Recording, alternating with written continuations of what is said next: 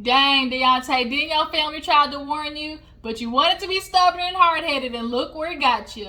Played.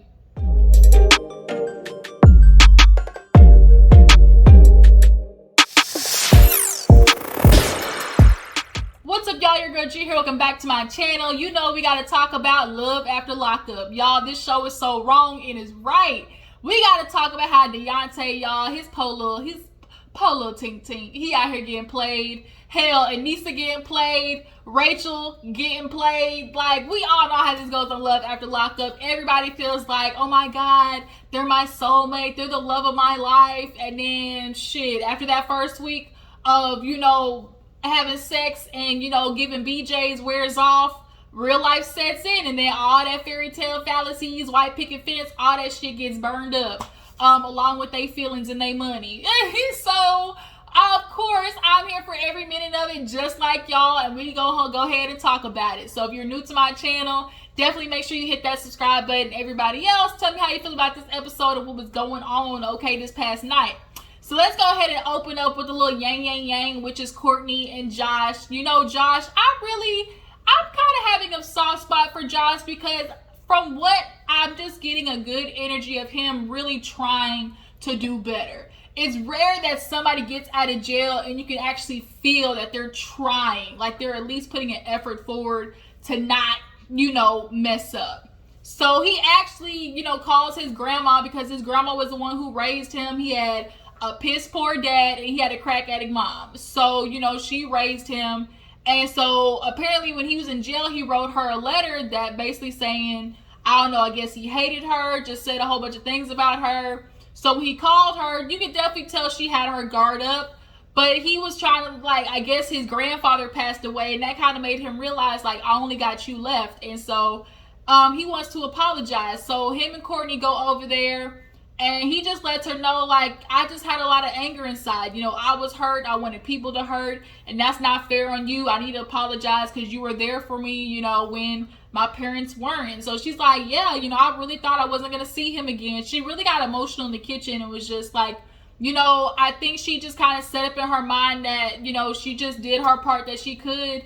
And, Josh was going to be in the streets forever, or he was going to be a jailbird forever. But, having Courtney there, I guess Courtney has been having a good relationship with the grandmother as well. So it basically all ended with, a group hug and him just trying to, definitely fix his relationship with his grandmother and, get better how they were before. So it's super appreciated. I'm just still obviously jury's out on Josh, but for the most part, I'm liking what I'm seeing in Josh fresh out of prison.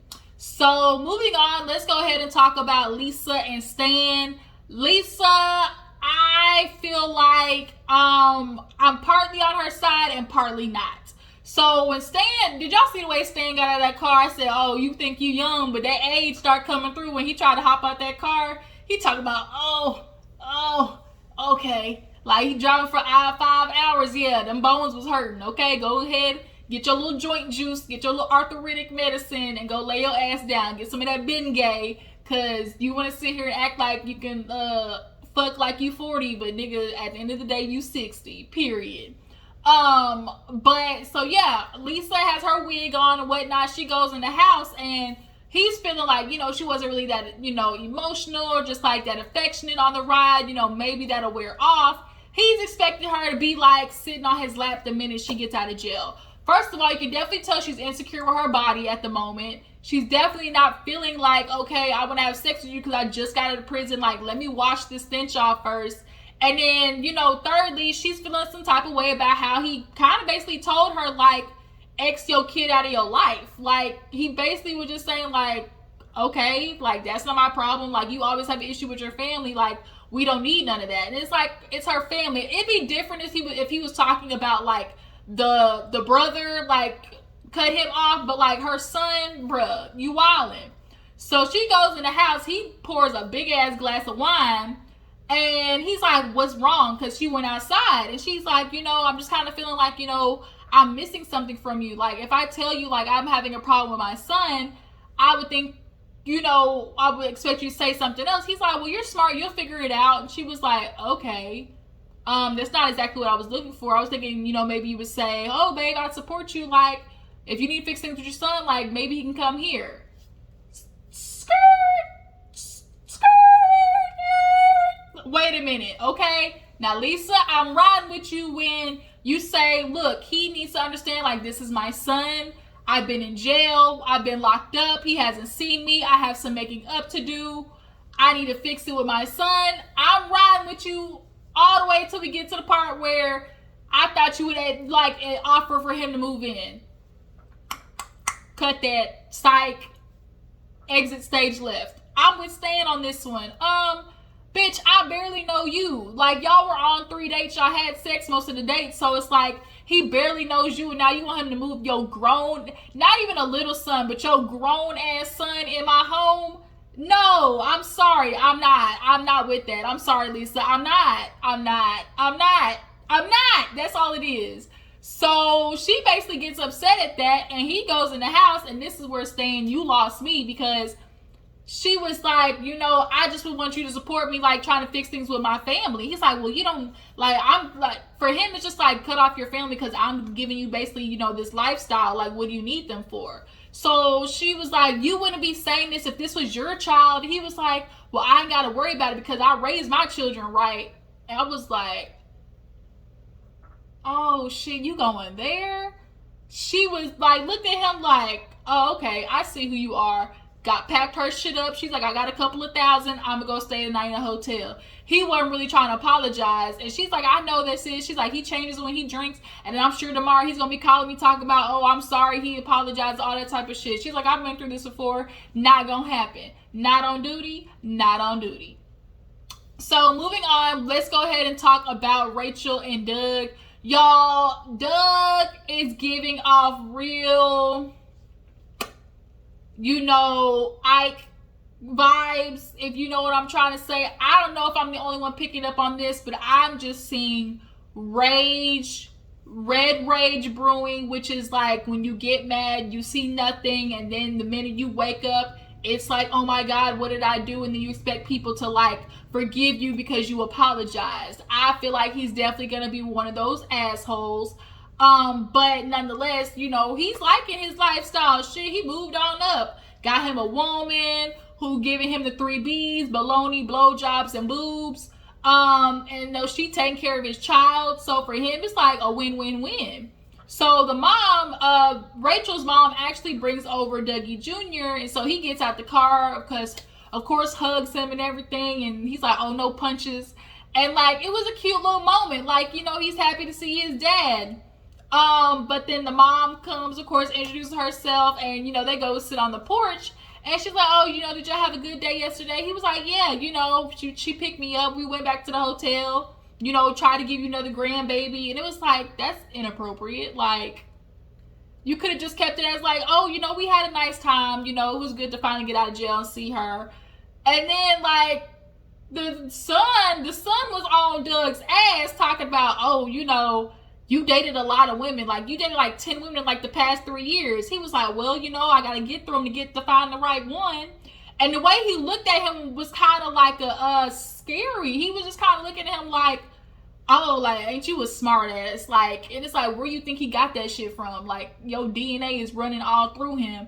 And I think he's going to become a very abusive father. I just see it. And the way it's like he's not saying anything, but he's giving the look of like his just like teeth gritting.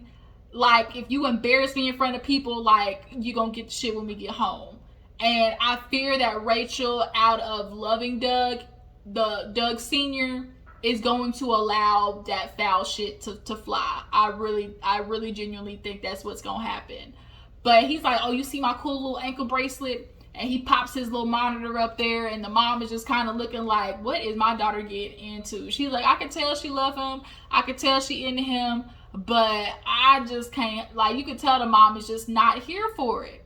What do you tell your child? Like, you got to let them learn for themselves. And like, bitch, you delusional, because why do you keep getting these jailbirds, these jailmen who, like, because you have a thing for bad boys? And it's like, clearly Rachel is insecure in her worth, because you've admitted like he's micromanaging. You admit that he's controlling, and oh, I like that about him. And it's like, bitch, you convince yourself that that's a form of love, and it's not. Okay, it's not.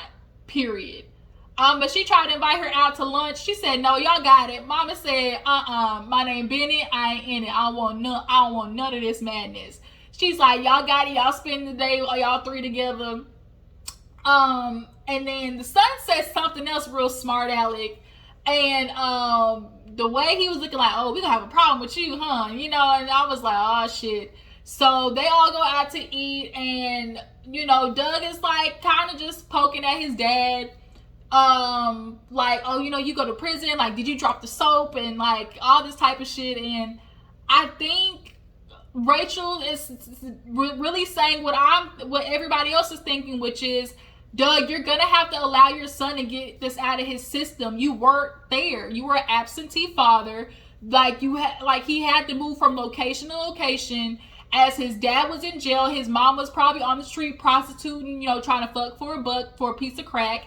And he's like trying to find his way as a, you know, 8, 9, 10, 11-year-old in this world. You were gone.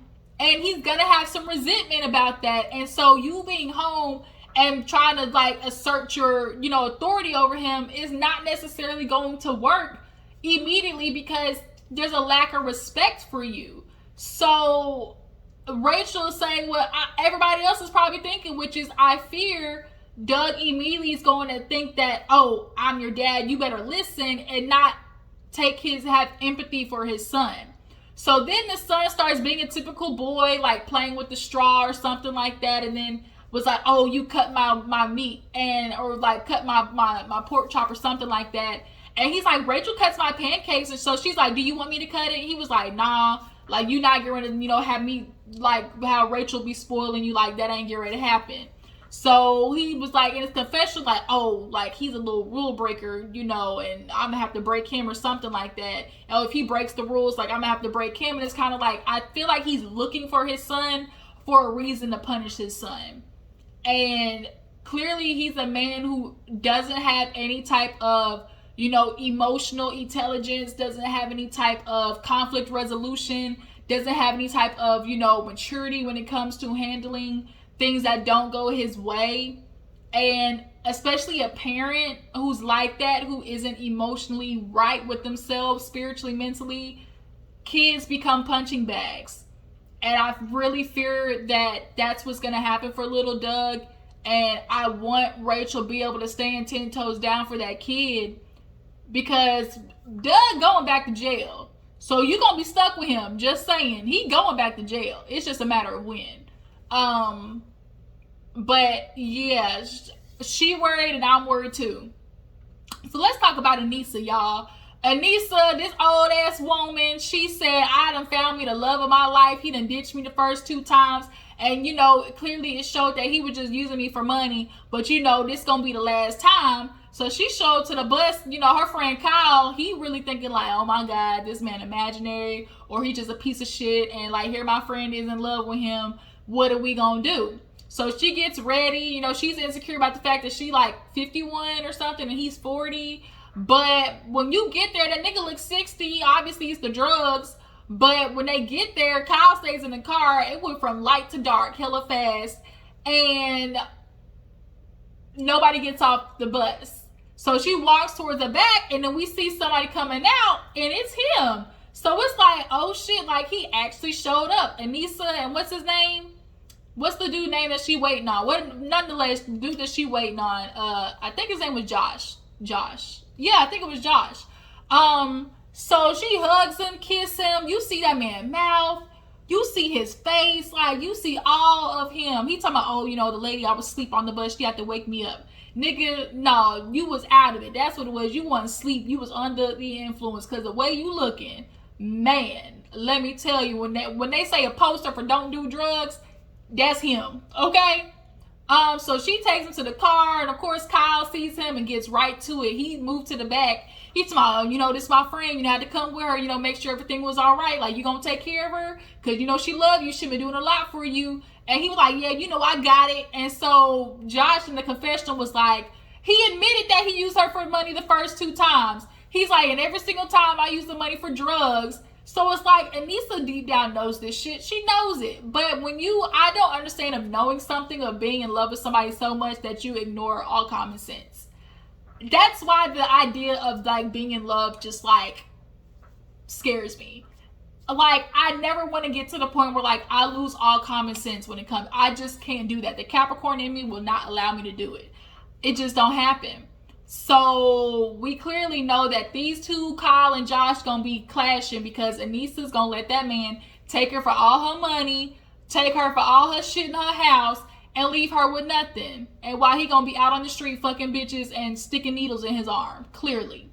Cause he ain't doing no like small stuff. He clearly on that cocaine, he on that crack, he on that meth, that heroin, like he on all of that shit. Cause you can just see it all in his face, okay? So let's last but not least get to Daonta and Nicolle. Daonta mad because she's been spending her days away, but he finally, trying to make it up to her and taking her to the house where he got shit all laid out. And she's like, oh, this is so sweet. He was upset in the car. But she's like, I'm not going to argue with you, like, not going to mess up our day, da-da-da-da. So when she sees everything, she really admit like, oh, I'm interested in other people, but him doing this makes me realize, I made the right decision. AKA, oh, this nigga spoiling me. Oh, all right, baby. Okay. Go in there. He got the girl J's, not just like no any J's. He got some nice ass J's, y'all. I'm sure them hoes was at least $200-$300 a pop. Then he buying her more shit. It's like, Daonta, you do this, you're gonna have to like maintain this. And the minute you don't, she gonna turn into Destiny like off Life After Lockup, spoiled ass bitch. And so he buys her lingerie, and I do agree with Nicolle to some extent, which is like, bitch, I just got out. Like, you don't really know me. Like, I'm not going to hop on and do a full split and like, bitch, I don't know you, right? Like, you don't even know what my favorite color is. And I feel like half of that is true and half of that is her excuses to why she's not sleeping with him.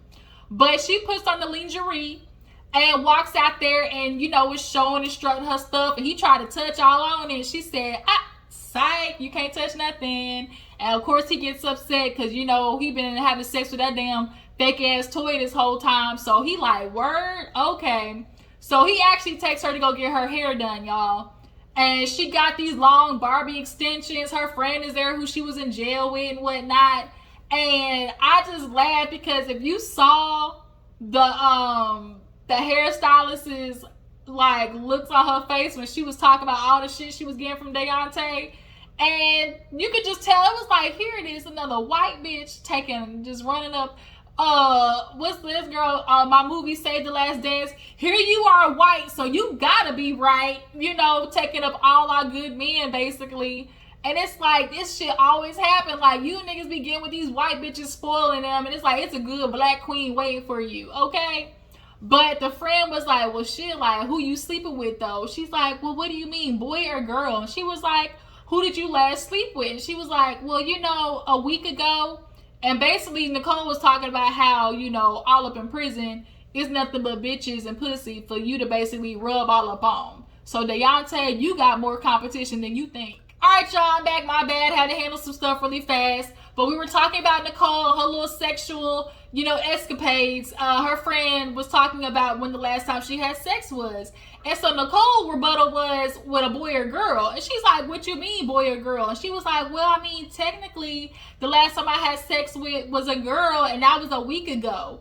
And she feels like it's not cheating because it's a girl. All girls do that. Like, it ain't cheating because it's a girl. He might like it. So, like, that's how they give themselves a pass. But basically, she said being in jail with a whole bunch of bitches is like a playground. Like, either you gay for stay, or like you get turned gay, or like you gay like bisexual, basically.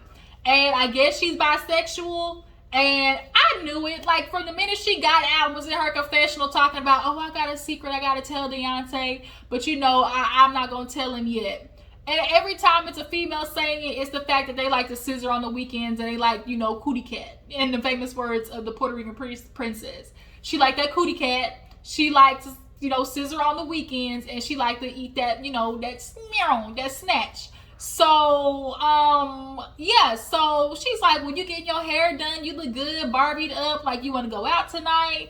You know, you want to invite Daonta, like, what is it? She was like, well, I mean, who else would we go out with? And she was like, what about Tia? I'm like, well, who the fuck is Tia? And she's like, oh, you know, Tia is a girl that I was involved with for a year on the inside. She got out 3-4 months ago. So it's like, oh, shit. Like, Daonta, not only you stupid getting played, and you getting stupid getting played, and your bitch about to get taken by another bitch. Like, bruh, your feelings gonna be hurt. So she go in the back and she called Tia. And what killed me though, before she did that, when she got her hair finished, the lady was like, let's take you to the front to get you all paid up. She's like, She's like, no, my man on his way. Like, he paying for it. And it's like, this bitch, like, you real lucky. Like, spoiled. And she didn't get no just cheap extensions. She got the little knotless glue one. So them hoes at least good $250, $300. But yeah, Daonta on his way with a dress for tonight. She in there in the back talking to a bitch. And so like, Daonta, bruh, you and your big eyes is about to get played, okay? And that's pretty much where the episode ends, y'all. So y'all tell me how you feel about Nicolle, you know, saying that she eats snatch on the weekends. And Daonta, you know, spending all his hard-earned bucks on that hoe. What else? Anissa, what do you guys think about Anissa? Is it just like, you know, old and want to try to find love? Do y'all think how much money is Josh gonna be able to get out of Anissa? That's the question. And as far as Doug and Rachel go, am I crazy? Or is Doug giving off Ike vibes? Is he not? Am I crazy? Am I not seeing what I'm seeing? Let me know down in the comments. I appreciate y'all for tuning in. Y'all know what y'all gotta do. Like, tag, you know, share, all that good stuff. And I'm gonna catch you guys later. Deuces.